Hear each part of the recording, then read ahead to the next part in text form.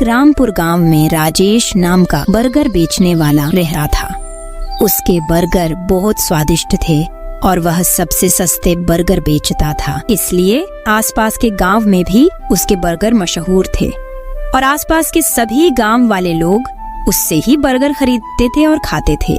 वाह राजेश भाई वाह, आपके बर्गर का स्वाद ही निराला है। इसे खाकर तो मजा ही आ गया। ऐसा क्या डालते हो बर्गर में कि एक बार खाने के बाद बार बार खाने का मन करता है? पेट तो भर जाता है पर मन नहीं भरता। अरे भाई वो तो ऊपर वाले की दया है और मेरे मसालों का कमाल। मुझे जानकर अच्छा लगा कि आपको ये बर्गर पसंद आया। फिर वह इंसान राजेश बर्गर वाले को पैसे देके वहाँ से चला जाता है। बच्चों से लेकर बूढ़े सभी उसके बर्गर खाने आते थे। उसकी रोजाना अच्छी खासी कमाई हो जाया करती थी।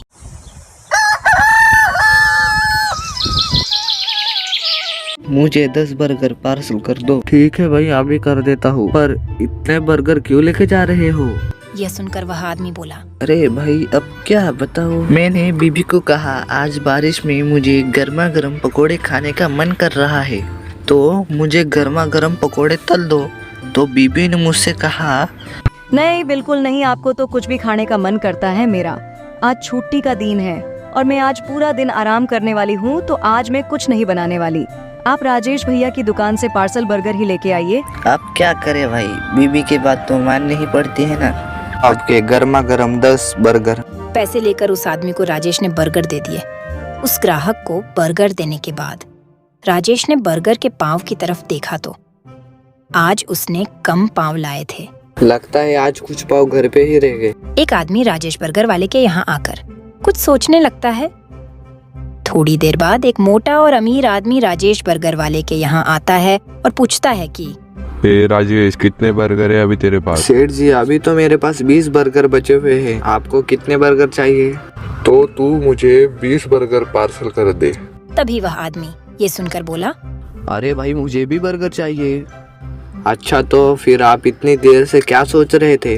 अरे भाई मैं ये सोच रहा था कि मुझे कितने बर्गर लेके जाने चाहिए। हाँ तो भाई साहब क्या सोचा आपने? आपको अभी कितने बर्गर चाहिए? मुझे आप 5 बर्गर दे दो। यह सुनकर राजेश बर्गर वाले ने सेठ को कहा, सेठ जी अभी ने भी बर्गर चाहिए और ये आपसे पहले आए थे, तो आज आप 15 ही बर्गर लेके जाइए। ये सुनकर सेठ बोला, अरे भाई साहब आज मुझे 20 ही बर्गर चाहिए, उससे कम तो मैं बर्गर लेने ही नहीं वाला। मैं सारे बर्गर खरीद रहा हूँ, आप कर बर्गर लेके जाना। यह सुनकर वह आदमी सेठ को बोला, अरे आपसे पहले मैं आया हूँ तो मैं ही बर्गर लेके जाऊंगा। वह आदमी बड़ा जिद्दी था। वह सेठ की बात मान ही नहीं रहा था। तभी सेठ ने उससे कहा, अरे भाई साहब आपके 5 बर्गर के जितने भी पैसे होते हैं मैं उससे आपको दुगने पैसे दूंगा, पर ये बर्गर मैं ही लेके जाऊंगा। यह सारी बातें जो राजेश बर्गर वाला सुन रहा था, उसके मन में थोड़े ज्यादा पैसों का लालच आने लगा। उसने मन ही मन सोचा, सेठ तो बहुत अमीर है, अगर इसे मैं 30 रुपए की जगह 60 रुपए में बर्गर बेचूं तो मेरा डबल मुनाफा होगा। थोड़ी सी ज्यादा दाम बेचकर क्या ही हो जाएगा, और सेठ तो बड़ा अमीर इंसान है, उसे पैसों की क्या ही चिंता। राजेश ने उस सेठ को दुगने दाम में बर्गर बेच दिए। सेठ ने उसे दुगने रुपये दिए, उस आदमी को भी पैसे दे दिए। फिर वह दोनों भी वहाँ से चले गए और पाव खत्म होने के कारण राजेश भी अब घर पे चला जाता है। राजेश घर पे आने के बाद बीबी को आवाज लगाता है, कमला, अरे ओ कमला जल्दी से चाय लाओ। राजेश पैसे देखकर बोलता है, अरे वाह आज तो कम बर्गर बेचने के बाद भी मैंने ज्यादा पैसे कमाए। फिर राजेश को एक विचार आया और राजेश मन ही मन सोचने लगा कि अगर इसी तरह मैं ज्यादा दाम में बर्गर बेचने लगा तो मैं बहुत ही जल्द इस पूरे गांव का अमीर व्यक्ति बन जाऊंगा। ये बातें राजेश सोच रहा था कि उसकी बीबी कमला चाय लेकर आ जाती है और राजेश कमला को सारी बातें बता देता है और वो ये भी कहता है, मैंने सोचा अगर मैं बर्गर के दाम बढ़ा दूंगा तो इससे मैं कम बर्गर बेच के भी ज्यादा पैसे कमा पाऊंगा और इससे मैं पूरे गांव का सबसे अमीर इंसान बन जाऊंगा। यह सुनकर राजेश की बीबी ने कहा, आपको दाम बढ़ाने की कोई जरूरत नहीं है और ज्यादा पैसों का लालच मत करो। जितने दाम है उतने ही रहने दो। लालच बुरी बला होती है और कोई भी कितना ही पैसे कमाए कम ही लगता है, इसलिए हमेशा संतुष्ट रहना सीखो। राजेश इन बातों पे ज्यादा ध्यान नहीं देता है। उसके मन में तो अभी भी पैसों की लालसा ही थी। राजेश ने बर्गर के दाम 30 रुपयों की जगह 50 रुपये कर दिए। फिर राजेश ग्राहकों का इंतजार करने लगा।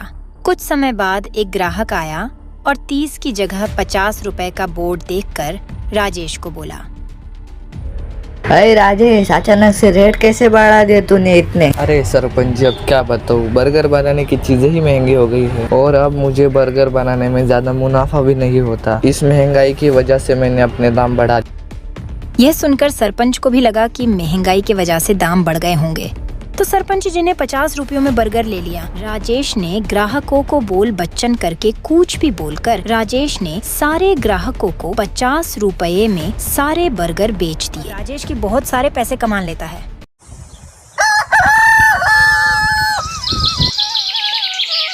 इसे ही कुछ दिनों तक चला। अब राजेश ने बहुत पैसे कमा लिए। राजेश ने अब दुकान पे एक नौकर रख लिया जो अब बर्गर बनाने का और बेचने काम करता था, और राजेश अब वहाँ आराम से बैठाकर सब देखा करता था।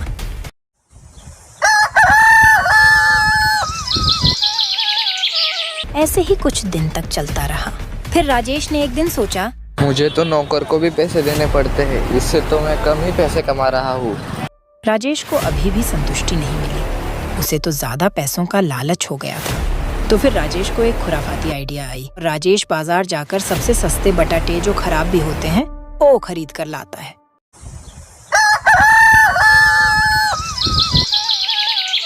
अगले दिन राजेश ने उन्हीं सस्ते और खराब बटाटे से बर्गर बनाकर बेचे। उसने अब पहले से भी ज्यादा दुगने पैसे कमाए।